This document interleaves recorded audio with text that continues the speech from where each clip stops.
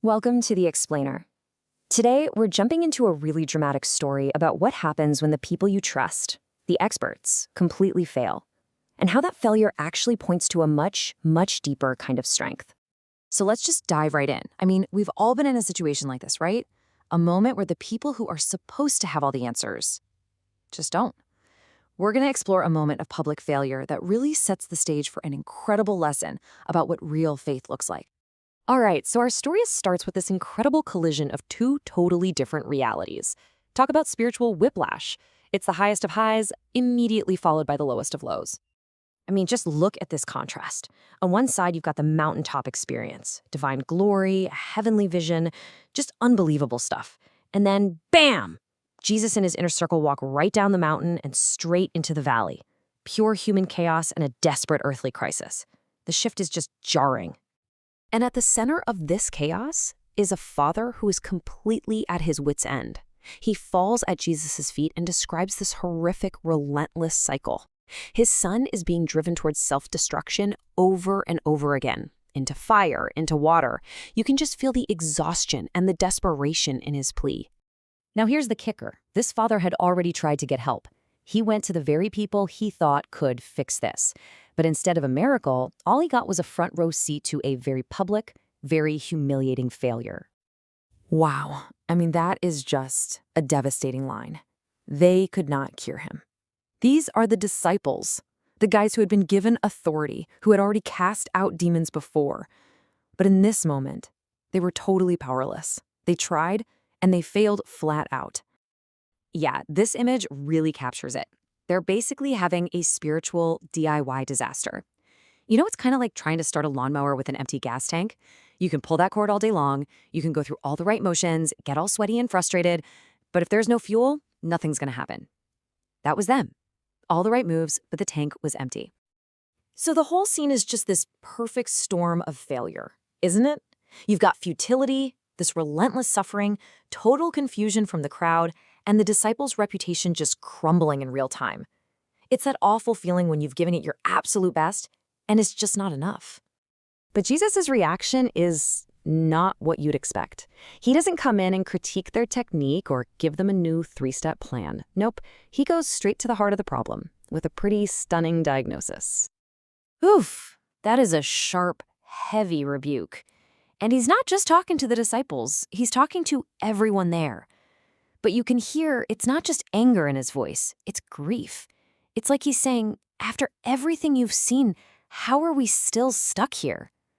This lack of trust was an old, painful pattern. And that word he uses, perverse, is so important. In the original Greek, it literally means to be twisted or distorted. See, their problem wasn't that they weren't trying. The problem was their faith had gotten twisted. It had turned inward. They had started relying on themselves, on their own strength, instead of the real source of their power. And then, with just 5 simple words, Jesus cuts right through all the noise, all the failure, all the chaos. Bring him here to me. He doesn't need a strategy. He is the answer. He rebukes the demon, and the boy is healed, instantly. Just pure, effortless authority. So later on, when they're all alone, the disciples come to Jesus. They're probably feeling pretty embarrassed, definitely confused, and they ask the million-dollar question, why couldn't we do it? And Jesus' answer is one of his most famous metaphors ever. It totally reframes the whole idea of power. He says, because of your little faith. But then, in the very next breath, he says that faith as small as a tiny mustard seed is enough to move mountains. Wait, what? That sounds like a total contradiction, doesn't it? Well, here's the big reveal. The crucial point they were missing is that it was never about the quantity of their faith. It was about the quality of their faith. More specifically, it was about the object of their faith.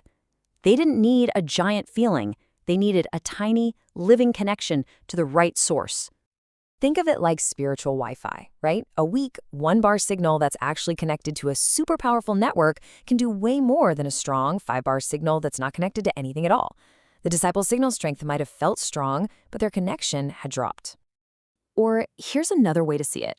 Think about the tiny little cable you use to charge your phone. That wire is nothing on its own. But when you plug it into the massive electrical grid, it can power up this incredible device. The size of the wire is totally irrelevant. What matters is the limitless power of the source it's plugged into.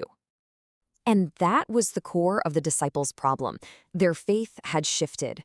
It was no longer placed in Jesus, the limitless source. It had twisted inward and was placed in themselves, in their own abilities, their own track record.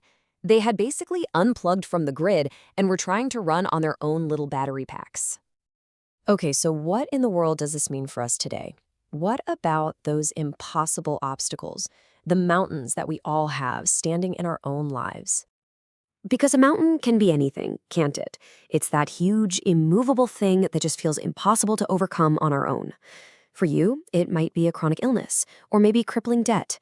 It could be a cycle of addiction, a broken relationship, or just this deep-seated anxiety or despair that you can't seem to shake.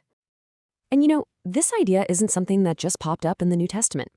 Centuries earlier, the prophet Zechariah said the very same thing. He declared that these great mountains are leveled, not by our own might or our own power, but by a connection to God's Spirit.